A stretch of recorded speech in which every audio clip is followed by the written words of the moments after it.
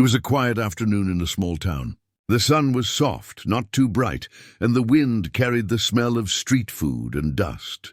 People passed by, living their own lives. Among them was Daniel, a single father in his early 30s. Life had not been kind to him, but he never complained.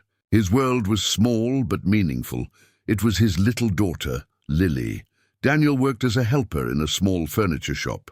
His job was simple: lift, clean, fix, repeat. The pay was not much, but he worked hard every day because Lily depended on him. She was only 7 years old. Her mother had died when she was just a baby. Daniel had raised Lily alone, learning slowly how to be both a mother and a father. At lunchtime, Daniel always took Lily to a small public park near the shop. They sat on the same old wooden bench under a big tree. Daniel would open his lunchbox, usually just 2 pieces of bread and boiled eggs, and Lily would smile like it was a feast. She never complained, even though she clearly knew that other children had more. On this day, something different happened. Daniel placed the lunchbox on the bench and handed 1 piece of bread to Lily. Just when he lifted his own food, he noticed someone standing very close, a small girl, about the same age as Lily, stood near the bench.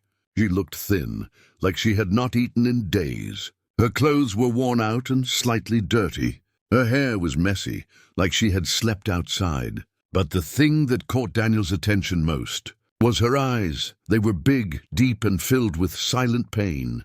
The girl looked at the food, then at Daniel, then back at the food.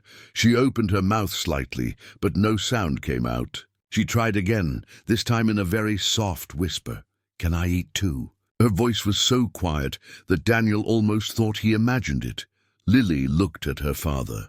Daniel hesitated for a moment. He barely had enough food for himself and Lily, but he could not ignore the hunger in that girl's eyes. Without saying a word, he gently pushed half of his bread towards her.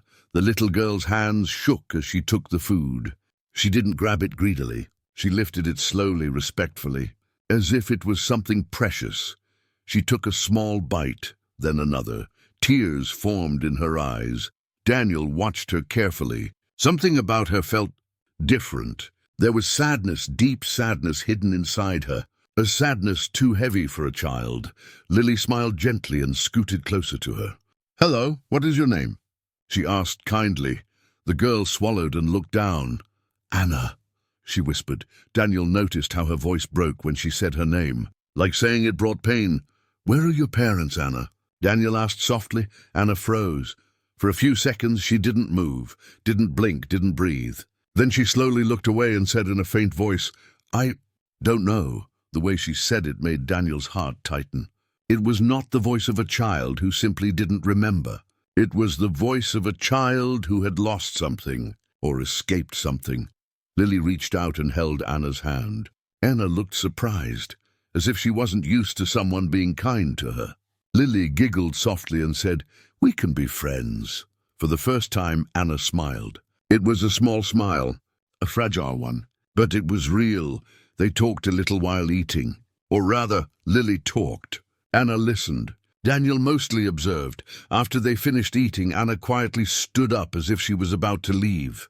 "Do you have somewhere to go?" Daniel asked. Anna didn't answer. Instead, she looked toward the street, where a shadow moved. A man stood far away watching. His face could not be seen clearly, but his presence felt wrong. Something cold, something controlling. The moment Anna saw him, her body trembled. She stepped back, scared. Daniel noticed the fear in her eyes. Before he could ask anything, Anna whispered quickly, I have to go." She turned and ran. Lily called her name, but Anna didn't look back. Daniel looked at the man again, but the man had already disappeared behind the street corner. The wind blew softly, and the park became silent again. But something had changed. Daniel felt it. This was not a normal meeting. There was a story behind Anna, a painful one, and whether Daniel knew it or not. Their lives had just become connected. Their world was about to change, forever. The next day came like any other. The sun rose slowly, spreading soft golden light across the town. Birds chirped on the rooftops, and people began their morning routines. But for Daniel and Lily, something felt different. There was a quiet thought in both of their minds. Daniel tried to focus at work. He lifted heavy wooden chairs and organized shelves in the furniture shop, but his mind kept returning to the small girl with sad eyes. Who was she? Why was she alone? Why did she run away yesterday? And who was that man watching from a distance? Lily also kept thinking about Anna. She kept glancing around the park, wondering if Anna would come again. Lily had never made a friend so quickly, and she missed her already. When it was lunchtime, Daniel and Lily walked to the same old bench in the park. The wind was gentle today. The trees moved slowly as if whispering secrets between their leaves. Daniel opened the lunchbox. Just simple food again. But today, something felt incomplete. Lily looked around with hopeful eyes. "Do you think Anna will come?" she asked quietly. Daniel wanted to answer yes, but he didn't know. "We will see," he said softly. For a few minutes there was nothing but silence, until soft footsteps approached. Lily's eyes widened. There she was, Anna. Her clothes were the same as yesterday, but they looked even more worn today. Her hair was messy, and her face looked tired. But she still tried to smile when she saw Lily and Daniel. Lily jumped up happily. "You came back." Anna nodded gently. She sat down beside Lily, but not too close, as if she wasn't sure if she was allowed. Daniel noticed how carefully she moved, like someone who always expected to be told no. Daniel gave her a small portion of the lunch. "You need to eat," he said softly. Anna looked at the food, then at Daniel. "You don't have much," she whispered. Daniel smiled kindly. "Enough to share." Anna lowered her eyes and took the food slowly. She ate the way a hungry person eats, quietly but with deep appreciation. Lily, being a child, talked happily about her drawings, school, and her favorite games. Anna listened closely, but she spoke very little. Daniel saw something new today. Whenever Lily laughed, Anna would look at her with wonder, like she had forgotten how laughter sounded. After some time, Daniel decided to ask gently, "Anna, where do you stay? Do you have a home nearby?" Anna froze. Her fingers tightened around the piece of bread. She didn't look up. I don't stay anywhere." It wasn't the voice of someone lying. It was the voice of someone who had nowhere safe in this world. Lily's face softened. "Then stay with us," she said innocently. Anna's eyes widened in shock. "Not happiness and fear, no," she whispered quickly. "I shouldn't. I can't." Daniel leaned forward slightly, speaking in a soft tone. "Anna, is someone looking for you?" A chill passed through Anna's body. She shook her head, but her eyes said something different. She looked at Daniel for a long moment, a long, deep, frightened look, as if she was trying to decide whether she could trust him. Finally, she spoke in a trembling voice. "If I tell you, you will send me back." Daniel shook his head slowly. "I won't do anything that hurts you. I just want to help." Anna's eyes filled with tears. "I don't know where my real parents are," she whispered. "After my mother died, I was taken to a house. A big house. A rich house." Her voice began to break. "But it wasn't home." Lily reached out and held Anna's hand again. This time Anna didn't pull away. Daniel wanted to comfort her more. But before he could speak, Anna suddenly stiffened. Her eyes widened. She was staring at something behind Daniel. Daniel turned slowly. There he was again. The man from yesterday, standing at a distance, watching them. He was closer this time. His face was clearer. Sharp eyes, pale skin, a cold expression that seemed to see everything and feel nothing.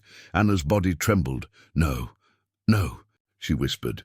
Daniel stood up between Anna and the man like a shield, but when he blinked, the man was gone.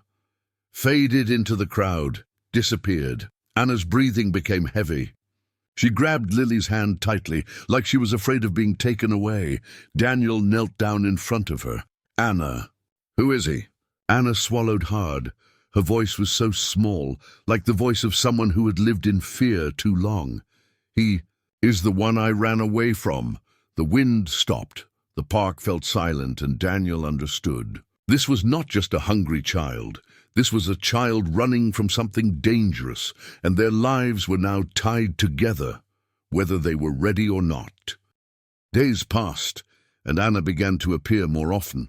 Sometimes she arrived quietly and sat near the bench before Daniel and Lily reached the park. Sometimes she came late, walking slowly, tired and scared, always looking around as if someone was following her. Daniel noticed every detail. He noticed how Anna walked carefully, like every step needed permission. He noticed how she ate slowly, like she had learned to never expect food. He noticed how she always watched the people around her, especially men, with fear in her eyes. But most of all, he noticed how much Lily cared for her. Every day, Lily held Anna's hand. Every day she shared her stories, her crayons, her tiny toys. Every day she smiled just a little more because Anna was there. Anna didn't speak much, but she listened deeply, as if human kindness was something new to her. One afternoon, the children were sitting on the grass, drawing shapes with sticks. Daniel watched them from the bench, his lunchbox beside him. Lily laughed suddenly, her voice bright like sunlight. "Look at this, Anna. It's a bunny." Anna tried to draw one too, but she paused, unsure. Lily leaned closer and guided her hand slowly. "There. Now it's a bunny," Lily said with joy. Anna smiled, a real smile this time, not small or worried but warm and full. Daniel watched quietly. It was rare to see that smile. He couldn't help but feel something in his heart move. These two girls needed each other. After a while, Daniel noticed something else, something delicate. On Lily's wrist, she wore a small bead bracelet. It was handmade, colorful, old, but full of emotional value. It had belonged to Lily's mother. Anna stared at the bracelet like she recognized it. Her eyes softened, then filled with emotion, a deep, quiet sadness. She reached out gently and touched it. I had one like this," Anna whispered. Her voice trembled a little. "My mother made it for me before." "Everything changed."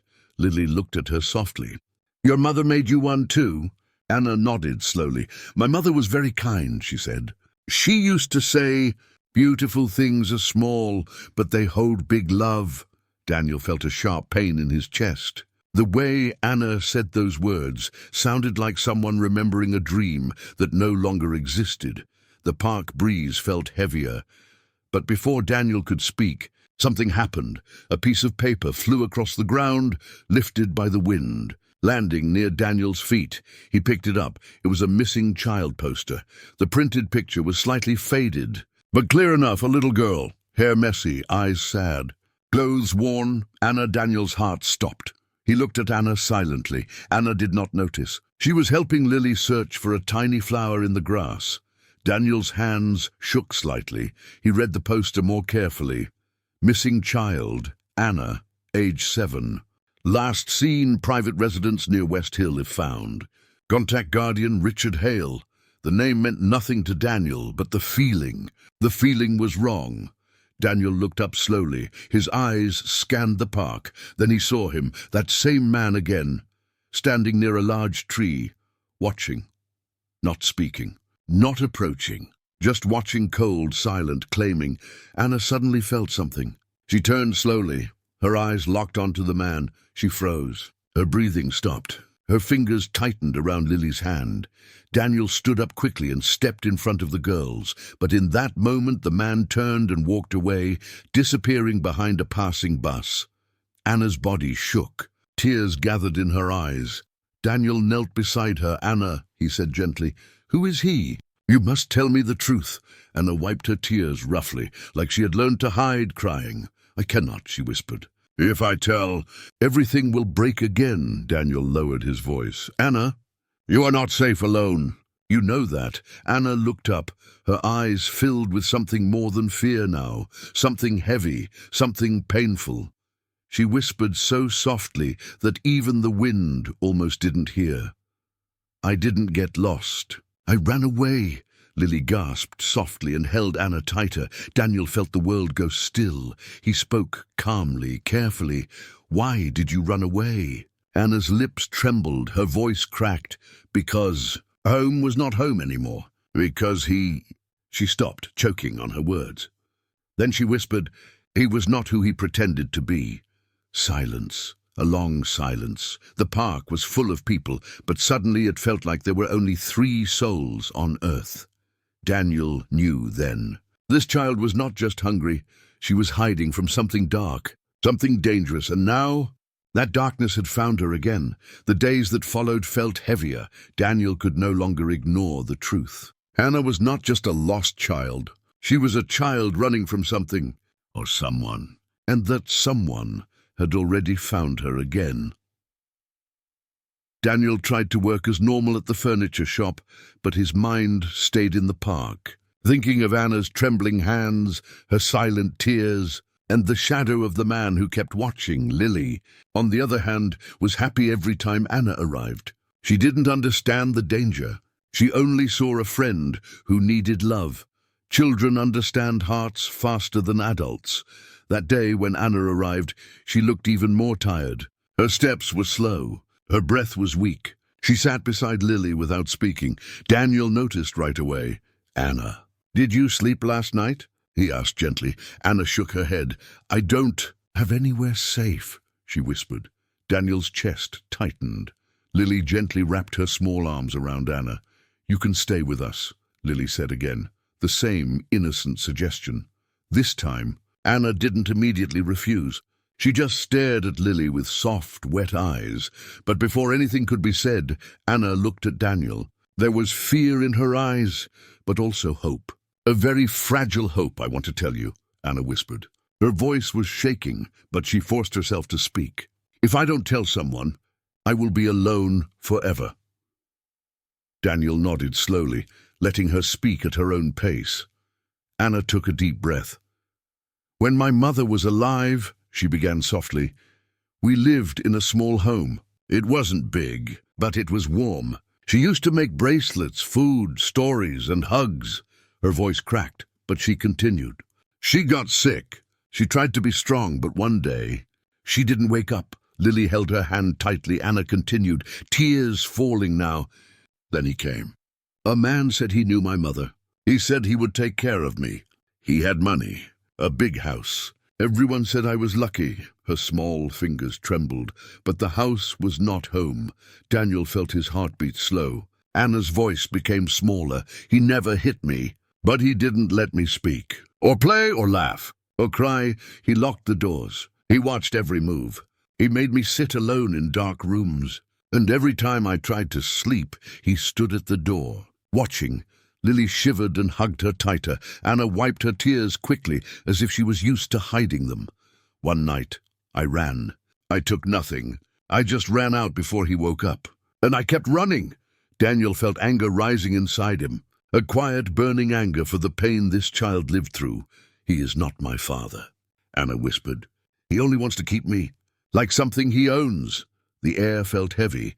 Daniel finally asked the question he had been holding. "Anna, the man we saw in the park, is he the one you ran from?" Anna nodded. Her entire body shook. "He is looking for me." Lily hugged her tighter. Daniel placed a reassuring hand on Anna's shoulder. "You are safe here," he said softly. Anna looked up at him, eyes full of fear and disbelief. "No," she whispered. "If he finds me, he will take me back." And no one listens to children. No one believed me when I said I was scared. They said I was lucky to have a rich home. Daniel felt his heart crack open. He spoke slowly. "Clearly, I believe you." Anna stared at him, frozen. Because those were words she had waited her whole life to hear. Her tears finally fell freely, but just as Daniel reached to comfort her, something happened.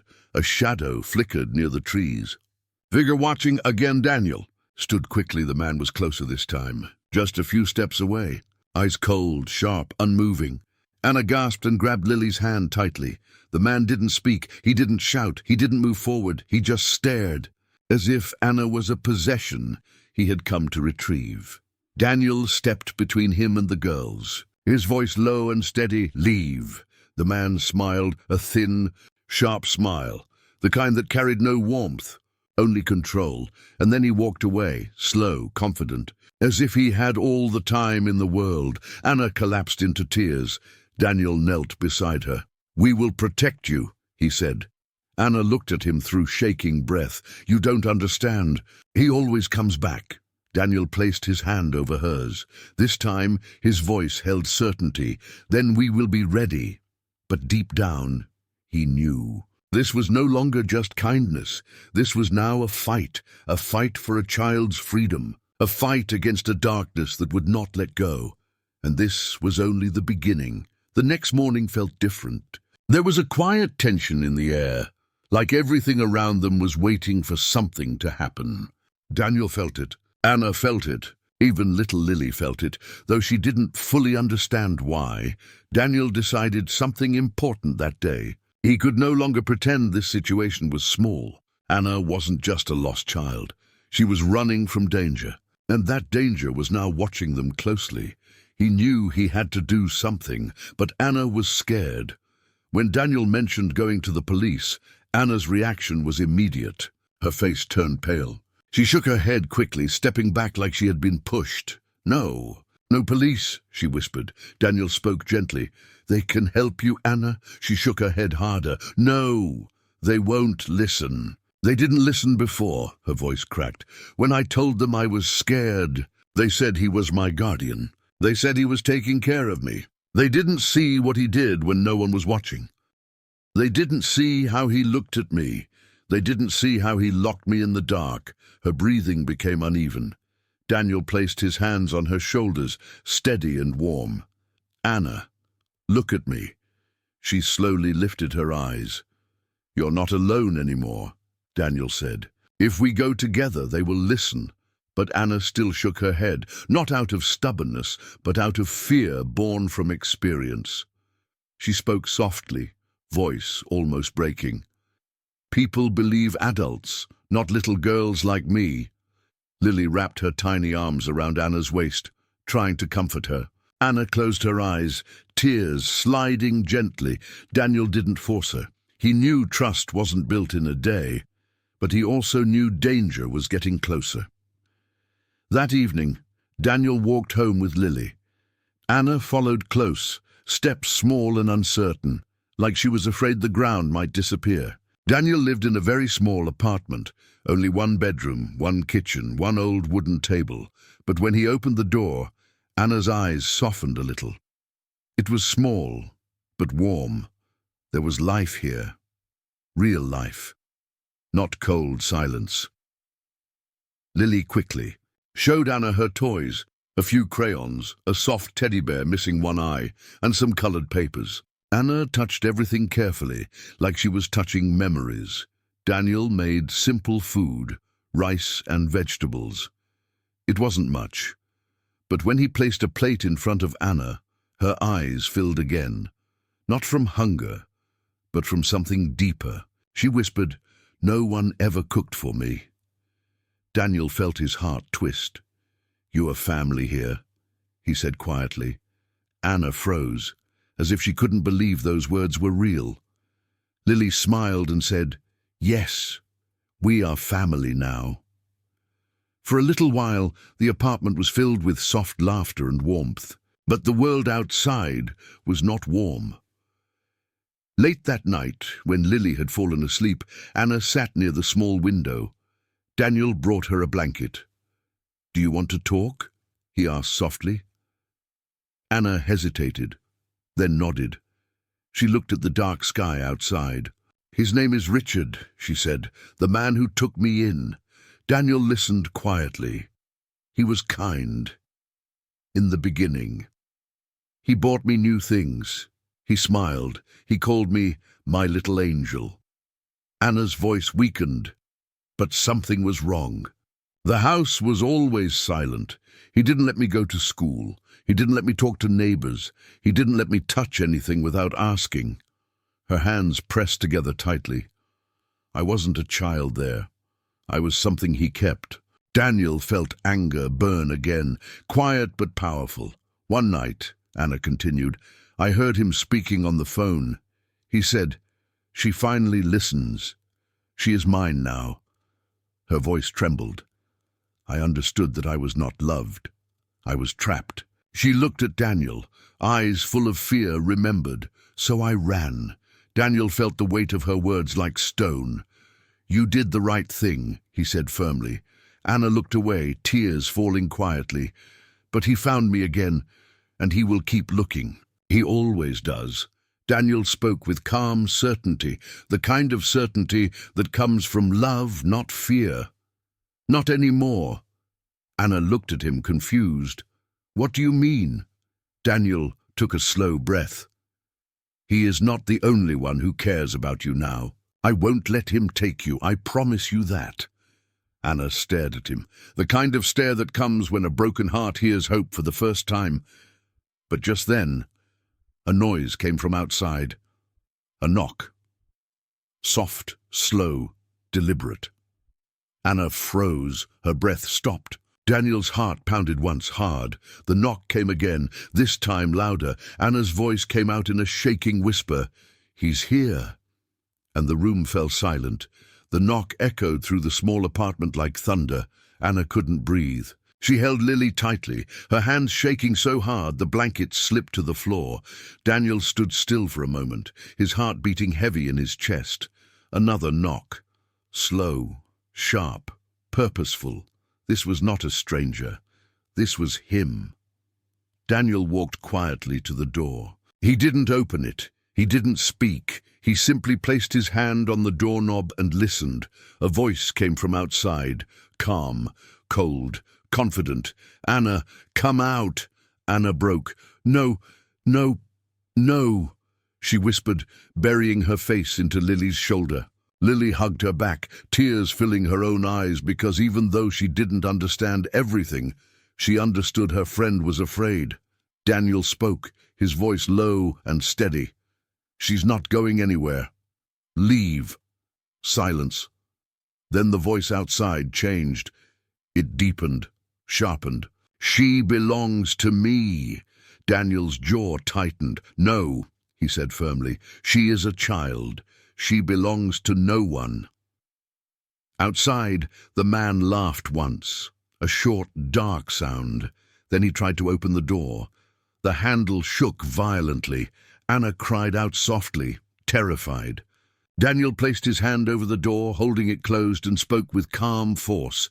"If you don't leave now, I'm calling the police." The man stopped. Silence again. Then footsteps, slowly backing away. Daniel watched through the small window. The man didn't leave. He simply walked across the street and stood under a streetlight, waiting, like a predator waiting for the right moment. Anna was trembling uncontrollably now. "He won't stop," she whispered. "He will take me back." Daniel knelt down and held her hand, gentle, steady, warm. "Anna," he said softly, "listen to me. I promised you something."